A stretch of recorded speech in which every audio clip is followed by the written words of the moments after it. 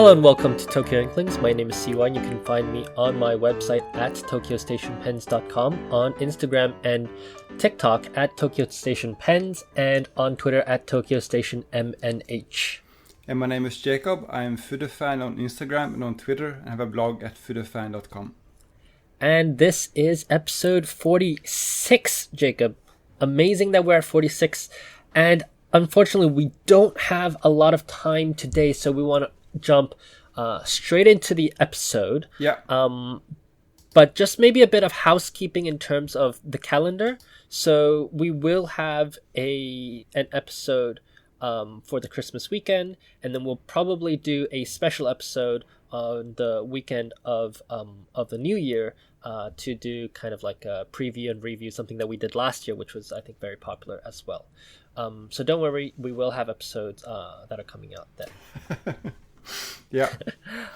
All right. So let's just get right into it, Jacob.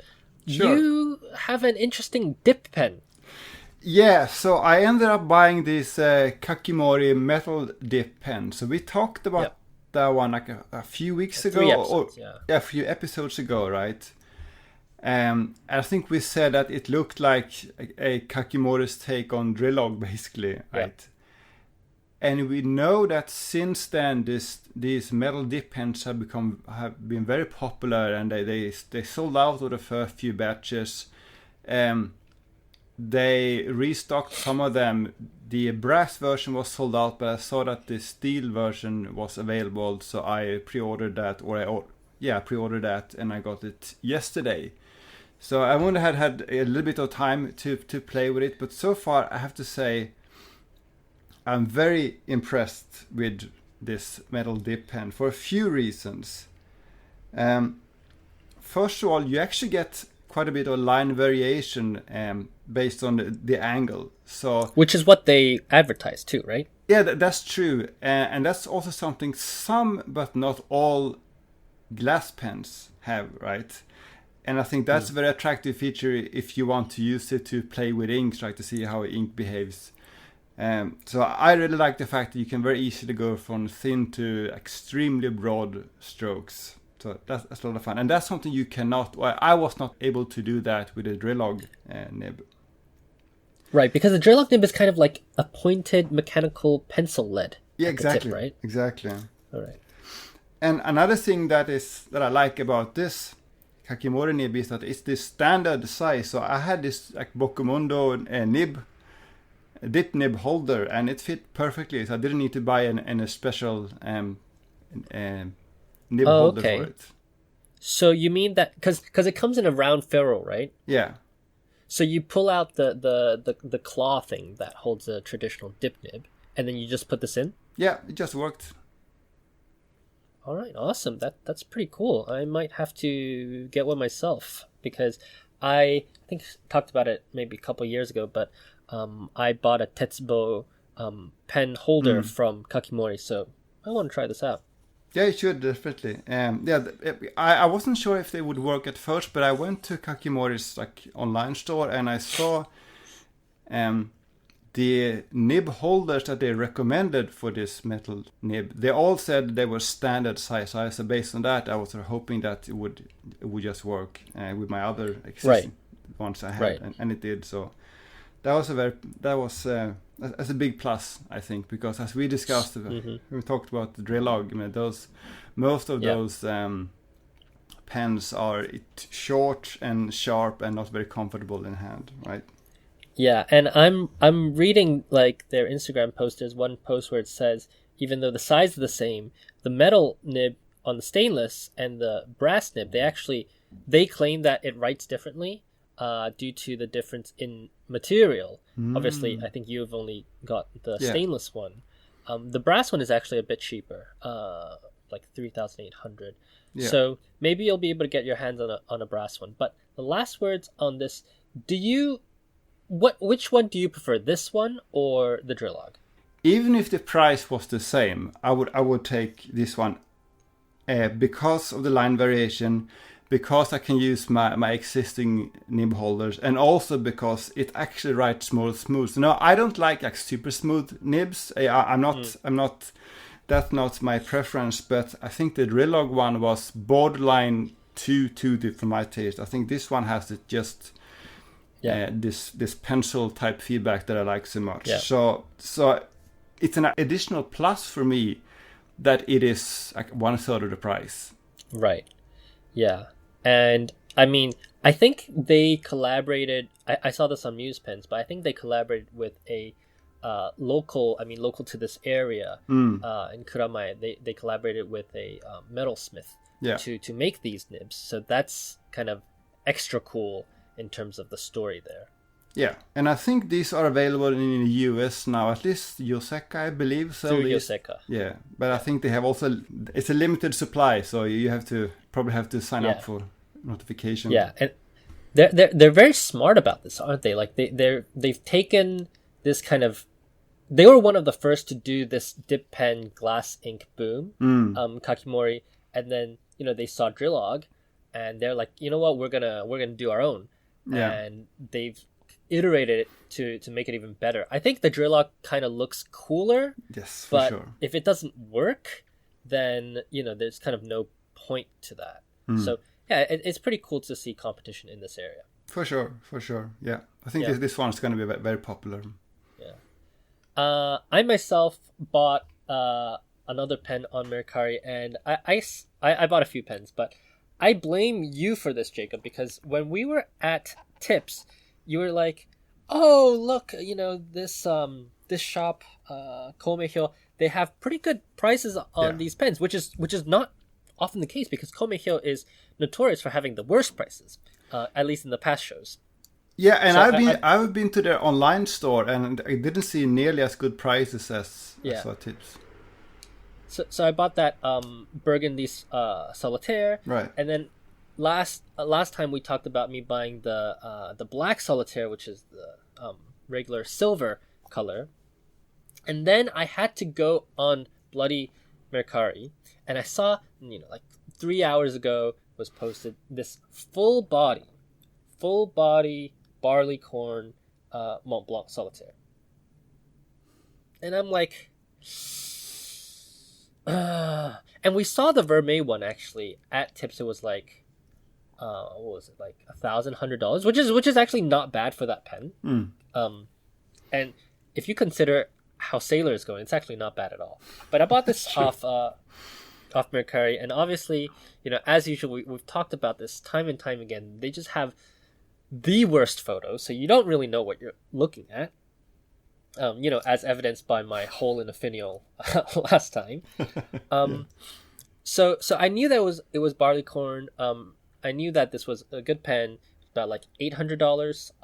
And they had pictures of the nib, which seemed to be kind of wide. But I was like, okay, like, I don't know what size this is, because Mont Blanc doesn't have size markings on their nibs. I'm like, okay, I will take the risk, I'll buy it. And the great thing about being in Japan is that you don't actually have to worry about buying stuff from places like Mercari or Yahoo Auctions most of the time, because most of the time they don't sell counterfeit goods. Right. So I bought this pen. I was like, you know what? If there's anything I can always refurbish, I have all the tools. And I buy this pen, and I was surprised when I received it, because first of all, it still has the sticker on it. They didn't show that picture, and obviously if it's stickered, usually that commands a higher price. And the second thing that I was surprised at is that it says OBB, which is obviously, I think outside of the O3B, it's the most coveted nib, right? So I have this Solitaire now with this OBB nib, which for me, I just think, fantastic price on that. Obviously, it's not a cheap pen, but it's still a pretty good one. And what's interesting, and the reason why I want to bring this up, is because now I have 3 very different Solitaires. Obviously, the 2 that I bought after Tips were, or at Tips, and the week after was a Douai version, which means it has just the metal cap and the resin bodies, and this one is a full Solitaire. So the first one that I got, it had a plastic feed with an 18 karat gold modern style nib. The silver cap one, which is the black body. Oh, and the burgundy one has the striped windows. The black body one has the solid gray window, so it's not the stripes, it's just the window, kind of like Pelican does. And it has a split ebonite feed and a 14 karat old vintage style 14K Mont Blanc nib, monotone. And then this barley corn one has the, just the window, the split ebonite feed, and it has the new version of the nib, so it's an 18 karat gold bicolor.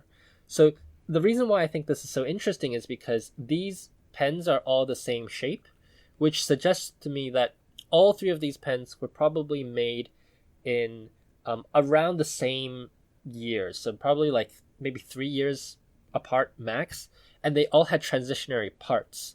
So this is what's so dangerous about buying Mont Blanc pens. Now I just want to find all the different variations of these.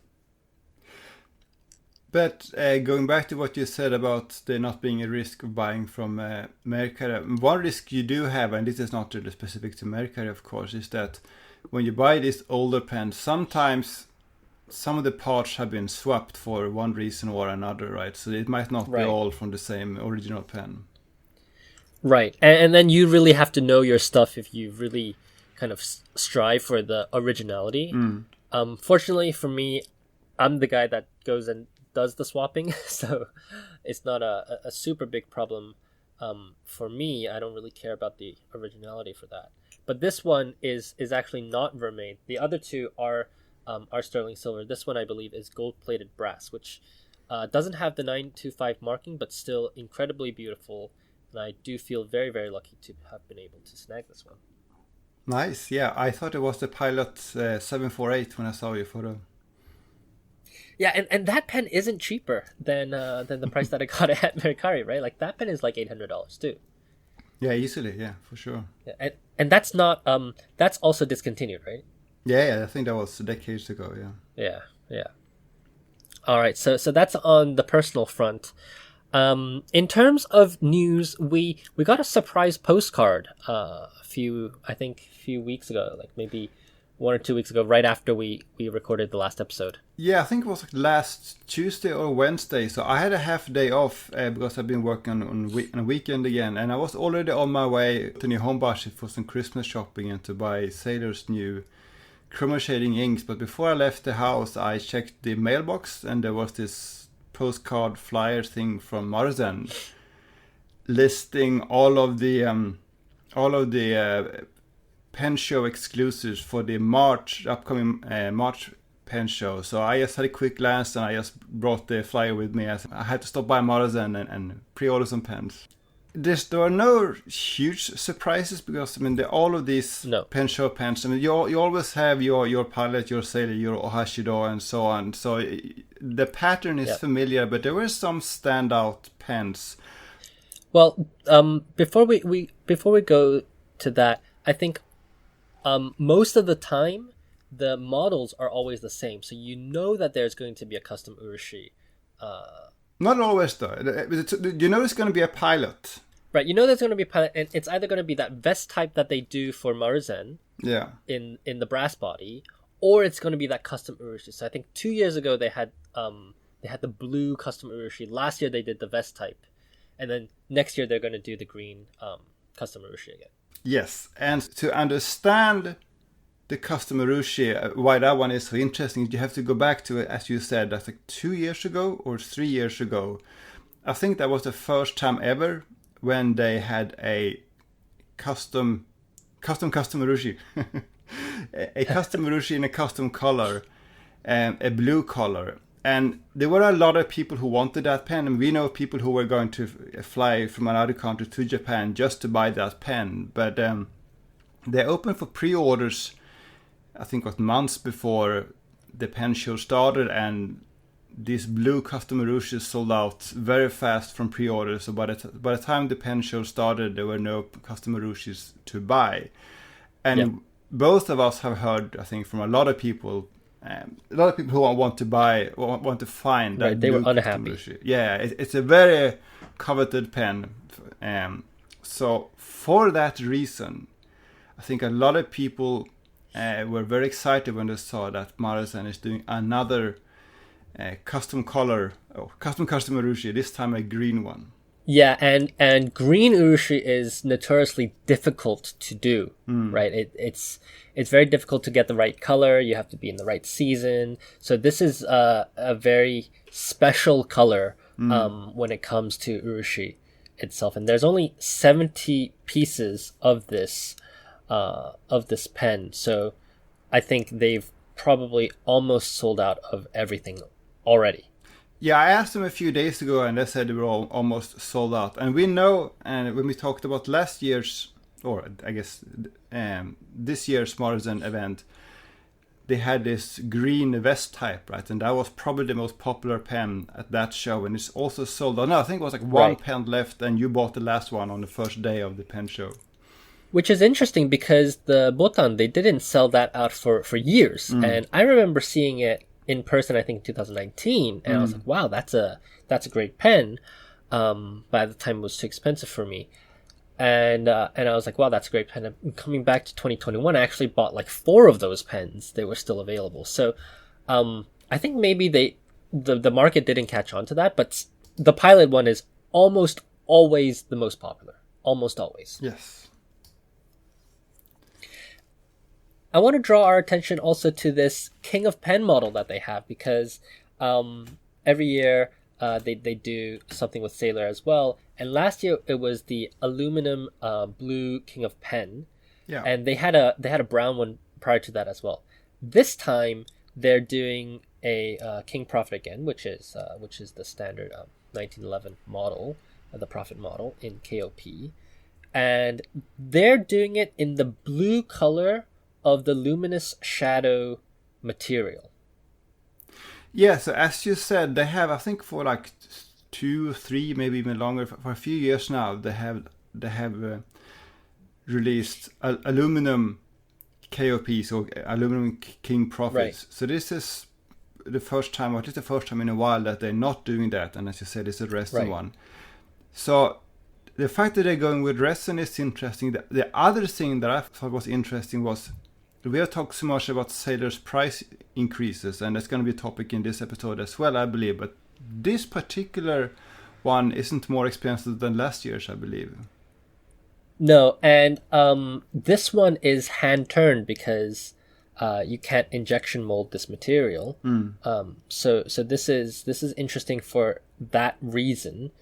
And on the KOP model, they've come out with various KOP models even just this year, right? And they've discontinued the Ebonite one to only having Naginata Togi nibs now. So all of those cost about $2,000. This one at, if you don't really care about the Naginata, at $1,100, it's, some people might even say it's a bargain.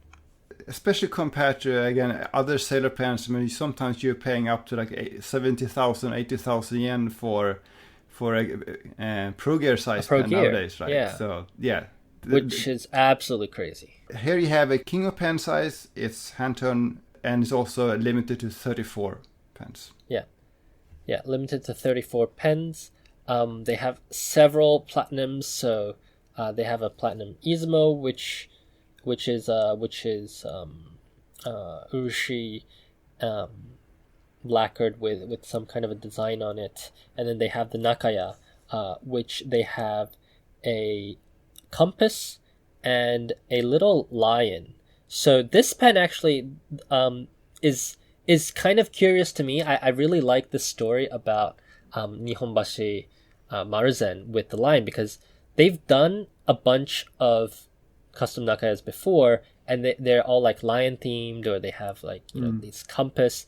And even the Shishikura release in, I believe it was I think it was late September, right? They had a compass on it. So one of the reasons why is, if you go to Nihonbashi, the actual bridge, which I personally believe is one of the most distinctive bridges in in all of Japan, and it's very, very unfortunate that they built a highway on it. It's also, I believe, the very definition of like the center point of Japan, right? And if you go to this bridge, and you won't see it from afar, but you have to actually walk on the bridge because there's this highway on there. You actually see very elaborate statues of dragons and lions. Quick side note, but this Kirin ink it's named after one of those Kirin statues. And translators note, Kirin means unicorn. Well, it's not a unicorn, but it could be translated, I suppose, to an Asian version of a unicorn. Yes. But yeah, so the lion has always been a symbol of Maruzen, along with lemon as well.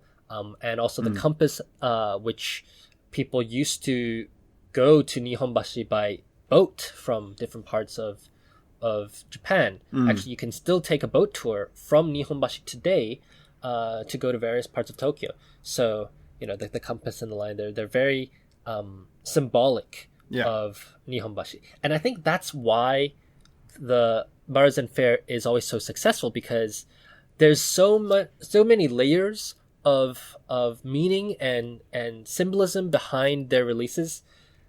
So they have some releases which are just random releases, and they just do something new. But then they also have these releases where there's actually a very good story behind it, and I think this Nakaya really represents that.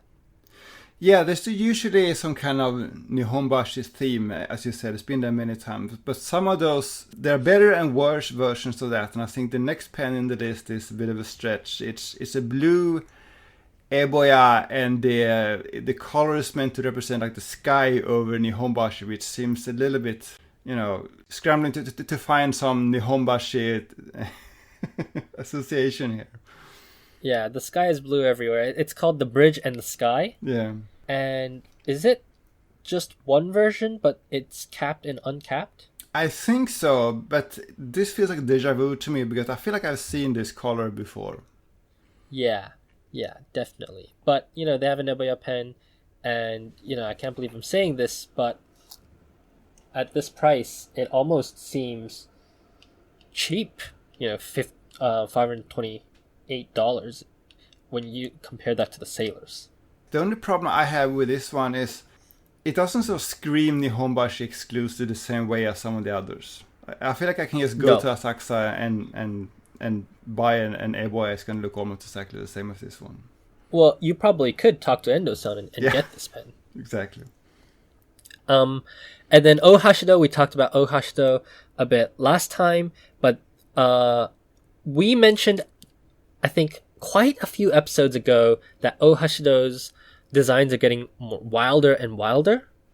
And this time there's no image, but just by the text, I understand that they're using Raden technique, and they're using like a candle wax kind of technique on the pen, which I think we saw last year as well.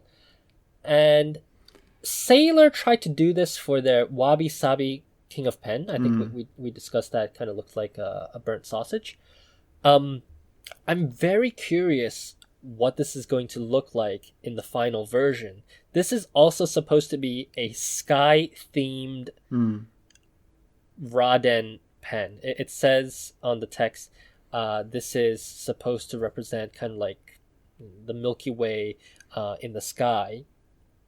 And they're going to limit this to 10 pieces. Yeah, and we talked, there was this Maruzen Autumn event just a few months ago, right? And we talked about this very expensive, kind of weird, like Vuvuzela-like Ohashido pens that they sold at that event. I think there were 3 per color, or maybe even 3 in total. And we said that like 120,000 yen seems very expensive, but this one is even more expensive at 132,000 yen. But going back to what you said about his, weird designs, the owner, Mr. Uehara, he told us, or he told Alice, I think, that his customers are asking for more and more like weird designs, and that's why he's doing this. Yeah.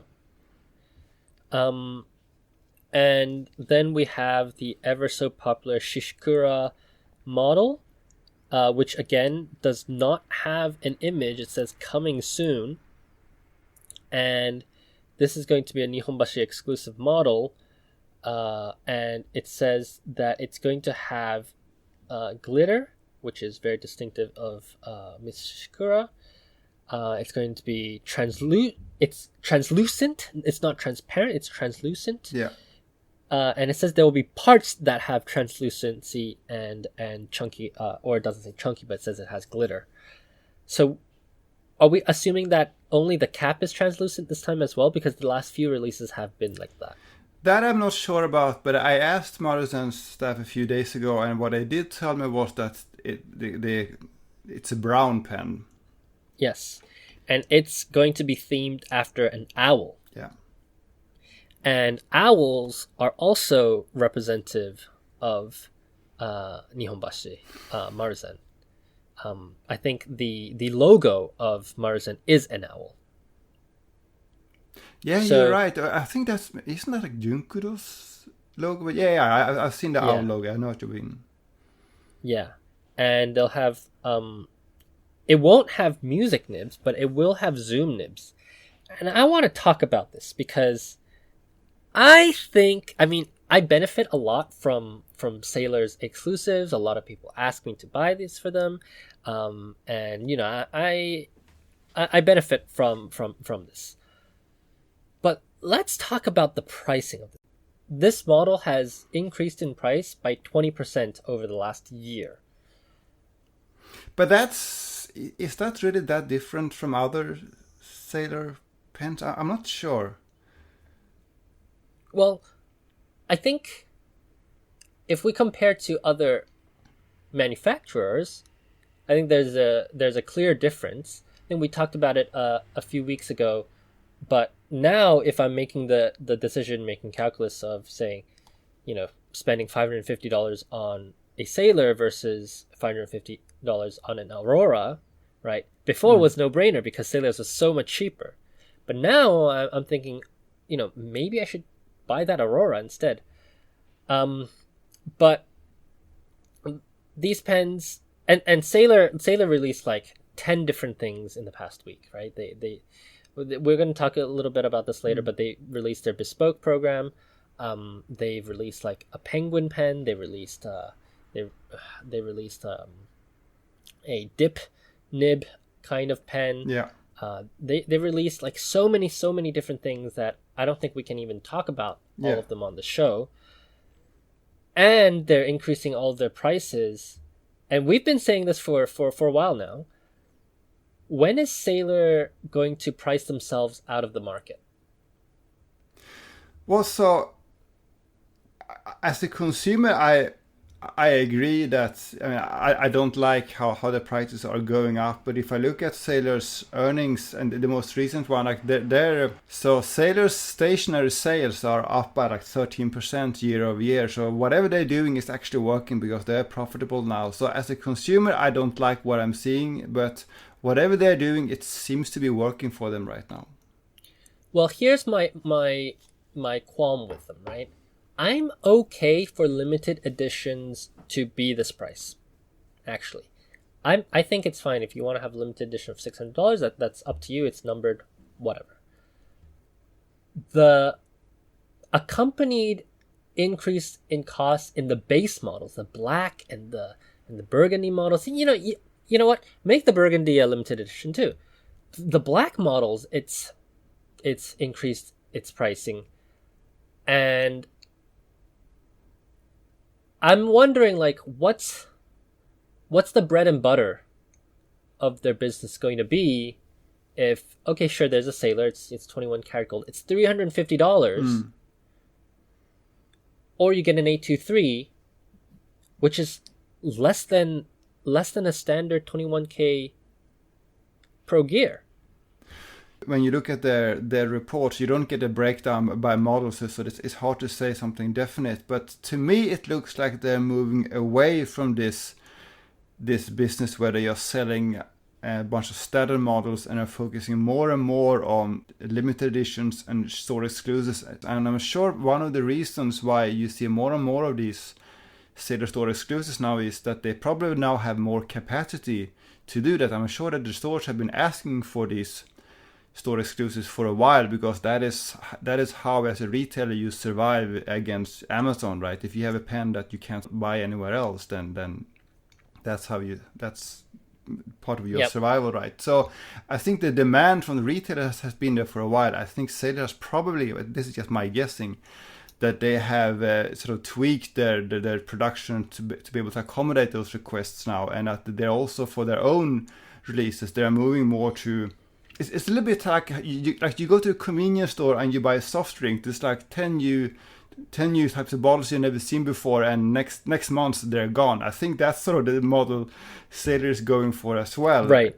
A short run. But that's at the high end. I mean, we talked not too long ago about how Sailor said in one of the reports that they want to look more into the lower end. But clearly that's not really what's happening. They're clearly focusing on the high end. We know that gold prices are going up, and I think part of the reason why their own prices are going up are because of the gold prices. But they are definitely doing a little bit at the lower end as well. But I think this is the model for Sailor now, that they are doing limited edition fancy high-end gold pens, and then they're doing like Igunuma steel nib pens. Yeah. So there's going to be a differentiation in the market very, very soon. I'd say within the next year, Sailor Corporation will be totally different, will look totally different from Sailor Corporation of last year. And, you know, as you said, this focus on high-end and on the retailers, I don't think that's a necessarily bad business, and it's not even a bad business model, right? And, you know, considering how much, let's say, for example, a Visconti costs here in Japan, you know, Sailors can appear cheap in comparison. And there's clearly a market for this more, I guess, it's not really the business model, but you can clearly tell that a lot of these pens are more, again, we bring this up on the podcast a lot, female-oriented products. Yeah. Just in terms of like the colors that we see, a lot of pale pinks, a lot of glitters, a lot of, let's say, motifs, like the snowflake motif that they released just I think a few hours ago, and that's working. If we look at the male-oriented models, and obviously, you know, men and women can all buy any model that they want, but we know that, you know, Sailor has some kind of a target audience in mind. The male-oriented models, this cut ebonite model that we kind of trashed last week or 2 weeks ago. Yeah. I actually got to see them in person at Maruzen. I'm sure you have as well. Yeah, they look a lot better in real life. Yeah, they look a lot better in real life, and I found them to be unnaturally long. So the nib looked unnaturally small. And I feel like this section is actually also ebonite, which is great.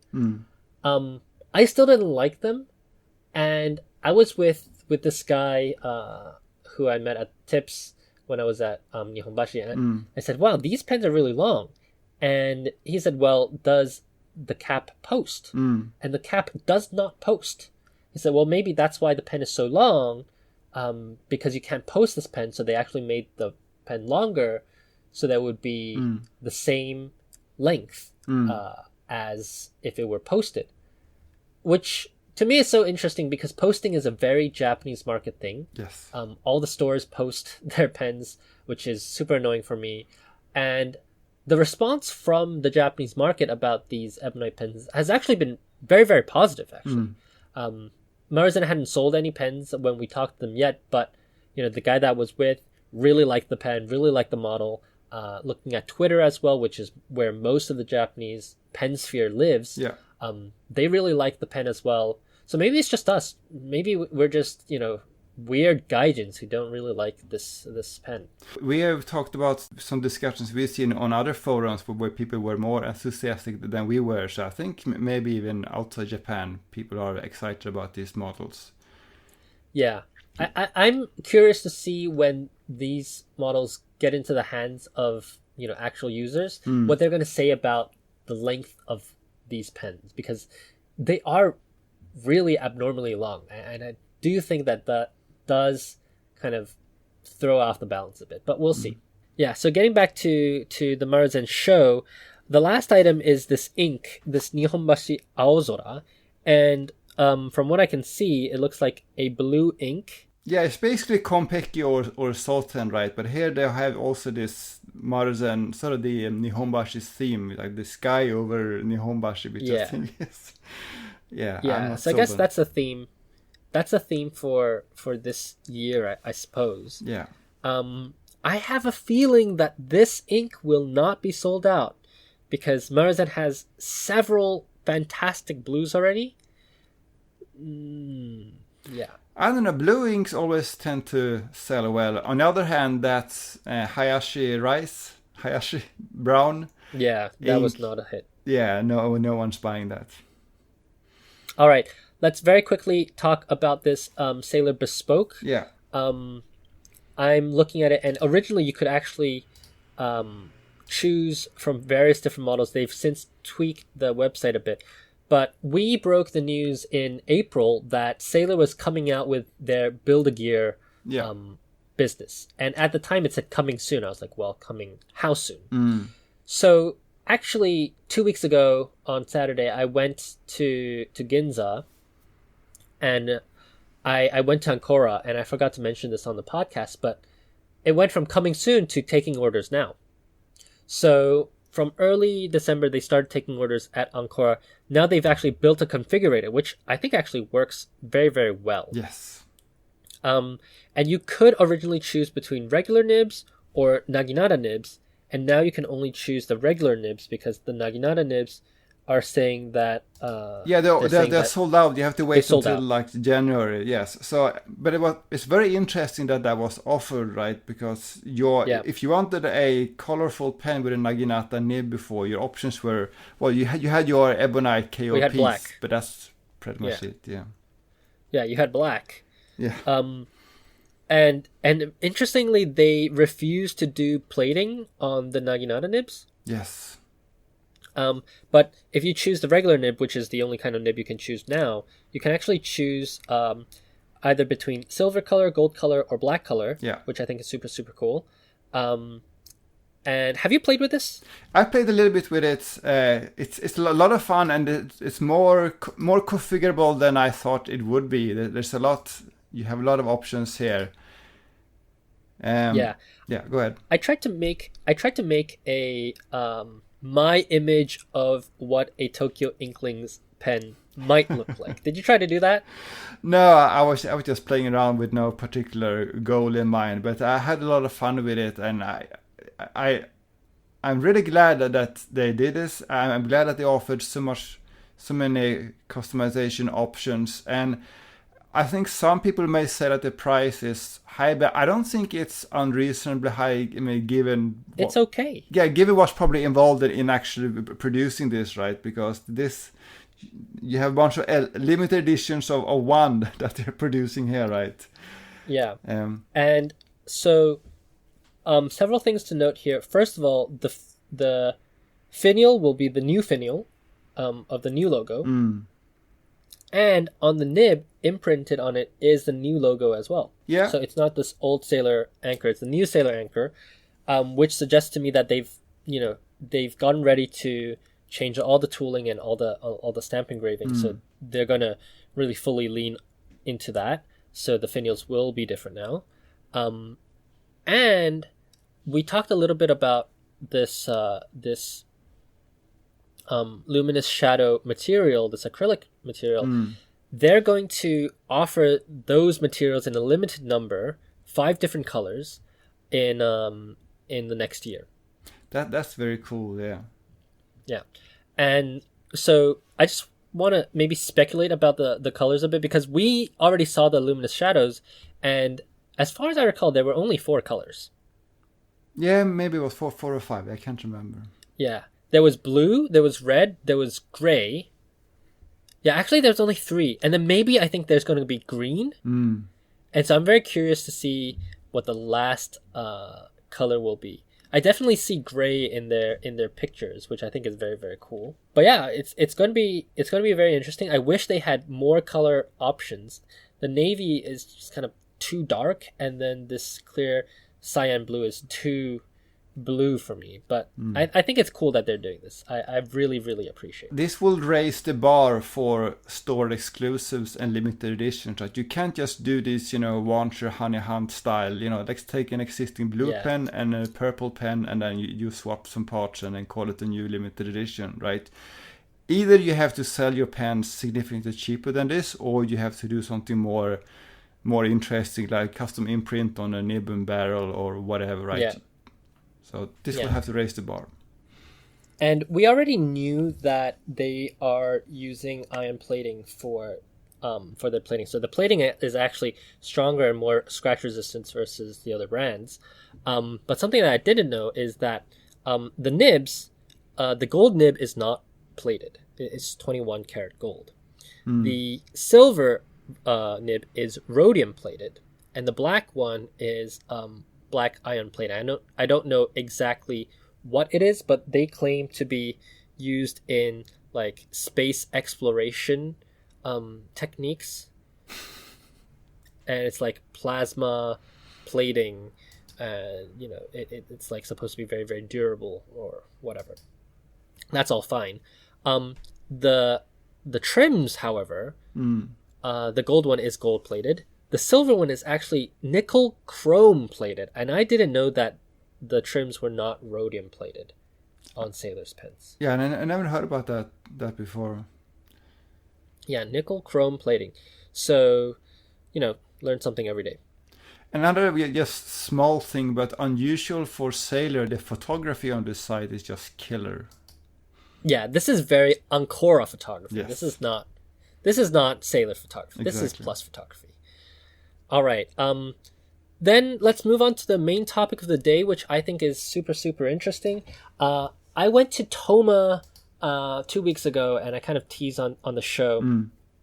And a lot of people have actually asked us about Tohma. I'm like, hey, what about this Tohma brand? And I don't know if you saw on Instagram, we have our friend Yuan, who posted on her Instagram. She's Sarah B and Pals on Instagram. So she posted a comparison of her largest pen, which is the Tohma, and her smallest pen. And the Tohma nib is actually as large as the entire smaller pen. I've just sent you now a link to Instagram, which I think is hilarious. This is so good. Yeah. So I asked him, I said, hey, Tohma, and Tohma, he's kind of chatty on Instagram, but he's kind of a reserved person, right? I don't know if you've ever tried to talk to him, but he's got like this white hair, he's like this old man, and if you go to Pen Cluster, he doesn't really talk. He kind of acts like he doesn't want you to be there. So initially I was with one of my new friends, Kyle, and we were out there.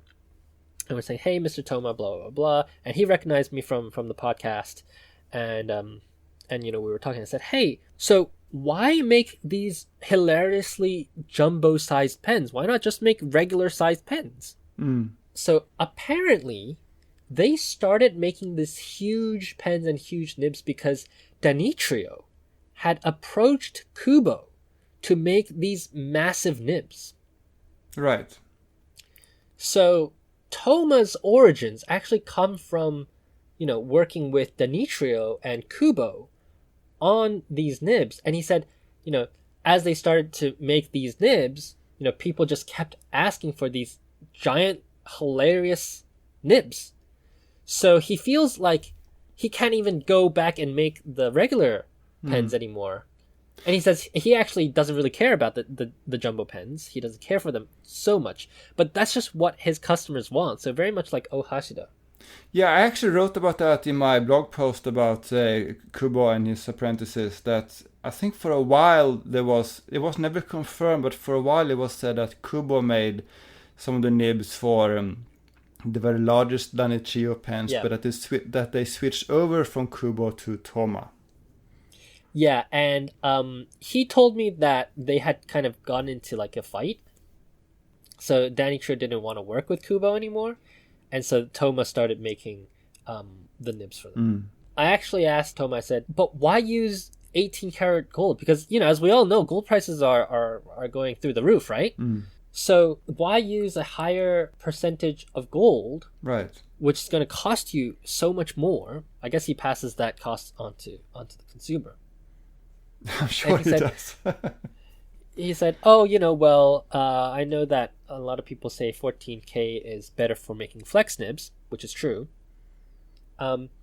He said, but actually 18 karat gold is also very suitable for flex nibs if you get the alloy and the consistency right. So, and then I was like, yeah, but 14 karat, it's kind of like a classic, right? And he kind of disagreed with me there. He's like, well, if it's a gold nib, it's got to be 18 karat, right? So it's kind of like whimsical, just like everything that he does. This 18 karat gold, he's like, it's just more luxurious. So why not? kind of a deal there. We shared a picture of the ginormous pen last week, which is also 18 karat gold. So I think there's a sense within at least that older sphere of circles, and now also obviously Kubo makes only 18 karat golds now, gold nibs now too. There's no particular reason for it. Well, I know that, we talked about that maybe before, but some of these pen makers, they are successful businessmen that have done something completely different during their career, and they probably made a nice bit of money, and now they're like semi-retired, and they have some money and they have some time, so they do things like this. I wonder if that is true with Tohma as well. Right. And I actually had an opportunity to talk to him, and he was telling me about the process of welding iridium and how you actually need more gold to weld the iridium. So the iridium has to fit into this kind of ball or this crater inside the nib.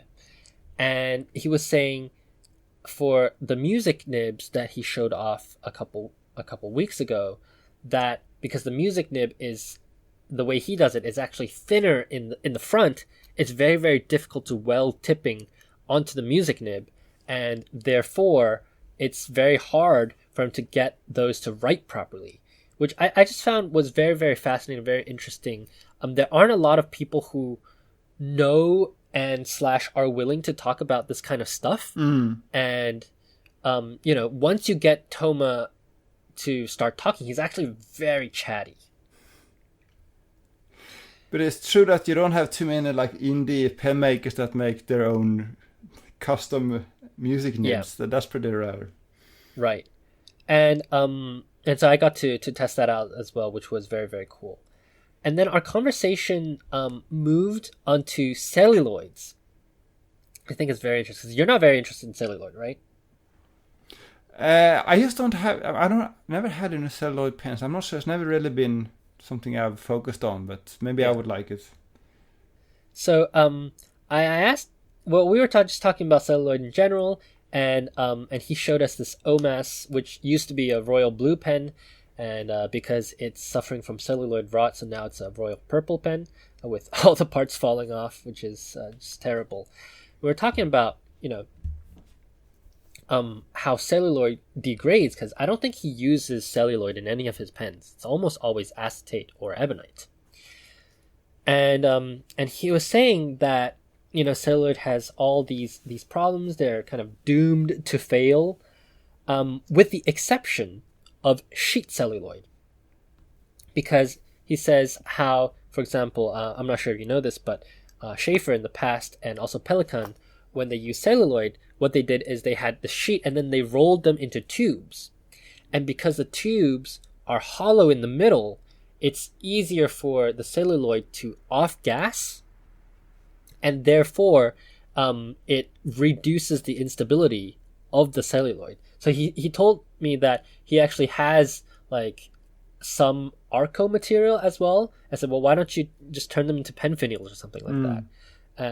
And he was saying, well, because they're in block form, he's not actually sure how stable these celluloids are, which I just thought was very interesting. So I asked him, but Japanese like celluloid manufacturers, they exist, right? Kyoto Celluloid is one of them, for example, and we know that Platinum has a line of celluloid pens. Yeah. And he told me, he said, are those really celluloid pens?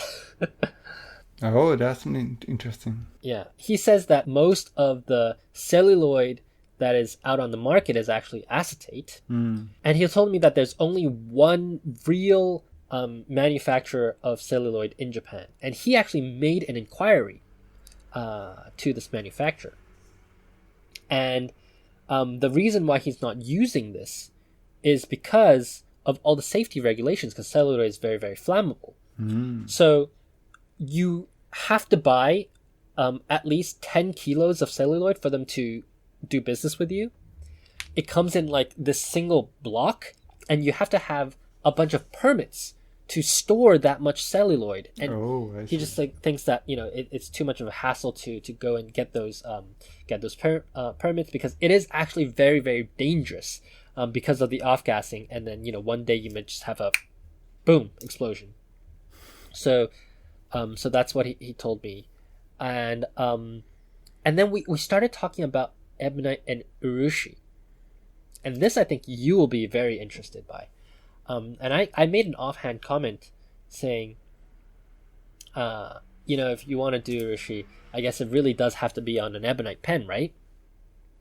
And he said no. He said the most stable material to do urushi on is wood. Okay. Which is fair. He says that wood, it's not going to just randomly fall apart, and importantly, it doesn't off gas. And ebonite pens, if you take off the cap and you smell the section, it has a very strong ebonite smell, right? That's the smell of the material off gassing. Yeah.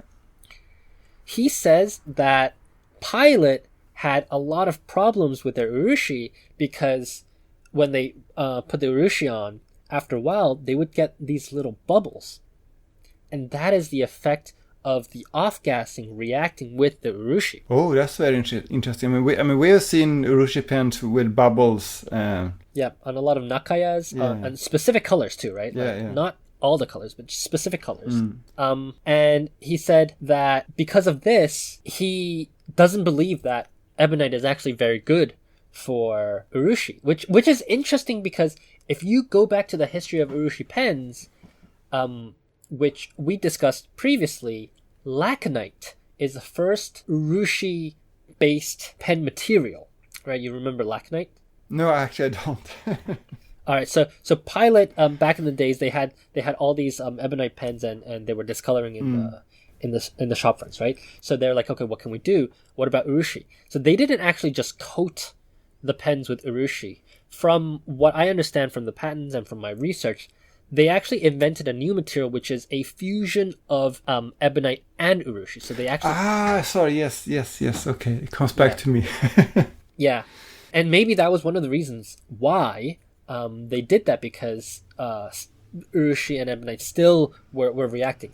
And very, very interestingly, he said that black ebonite off-gasses easier than colored ebonite. So if he says you have to do urushi on ebonite, you should do it on colored ebonite instead. That's quite interesting. Yeah, I always thought that like modern pens that are urushi over ebonite are more for nostalgic reasons than anything else, and that back in the day maybe ebonite was more accessible than the kind of resins that you use nowadays.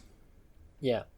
And I think resin's also off-gas, but like differently. I'm not really sure of the science behind it. And also, I don't know if all of this is true or not, right? This is just Tohma telling me. But he's a very experienced guy. He says that colored ebonite is less prone to off-gassing. So if he had to do it, he wants to do it on colored ebonite. Right. And on top of that, he told me that, you know how sometimes ebonite pens go brown? Yeah, my Ohashiro pen is turning brown. Yeah. He says it's better to do lacquer on the ebonite while it's black, and then when it goes brown, he's like, should I like do it or not? So again, I don't know the veracity of this. I really want to hear Hiroko's kind of thoughts on this as well, because obviously she's an urushi master. Although I'm not sure she'll understand, the nuances between, ebonite off-gassing and all of that. So I'm very curious to see if she has a take on this as well. Yeah, for sure. I mean, all we know, the only thing she usually says is that anything is fine as long as it's not brass or metal, because then you need to do the whole jacket technique, which she doesn't have the tools to do. Right, and I don't think she wants to have the tools to do those either. There's that too, yeah. Yeah, and so, my trip to Tohma was really, really, really quite interesting, just because of the knowledge that he had. And it's funny, I asked him, hey, do you want to come on the podcast? He's like, I don't really feel comfortable, because, he's not very confident in his English language skills, which is interesting because he always posts in English on Instagram. Yeah, but maybe that's because of that. We talked before about how the customers in San Francisco are more generous than the ones at tips. It might have something to do with that. Yeah, but he turns out he knows all of the folks abroad as well. He knows like Tom, I think Weisrich in Germany. He knows like Max Rage. He knows like all the folks. So probably he's had many decades of correspondence with them, either on like FPN or some other form. Right. So that's my Tohma visit report, which I thought was quite interesting, quite unique. We don't often talk about Tohma as a brand because I think you've handled one. Yeah. I've handled some, but it's not a pen brand that we own, so we don't really often talk about that too much. But I'm very glad I had the opportunity to talk to Tohma-san, and I'm very excited, and I actually would love to go again with you so that you can ask him some your questions as well. Sure, yeah, I'd like to do it. I actually talked to Hiroko about that not long ago, because she's good friends with Tohma apparently. Oh, really? Yeah. I didn't know that. So we'll make it a field trip out there one day. For sure. All right, and I think that's been the episode, Jacob. It's 1 hour on the dot. Yeah, that's perfect. All right. So thanks everybody for tuning in. Again, stay tuned for our episode in 2 weeks, and hopefully we'll have more great content by then. And that's been the episode. My name is CY, and you can find me on my website at tokyostationpens.com, on Instagram and TikTok at tokyostationpens, and on Twitter at tokyostationmnh. And my name is Jacob. I'm Furufan on Instagram and on Twitter, and have a blog at furufan.com. Thanks, and bye-bye. Bye-bye.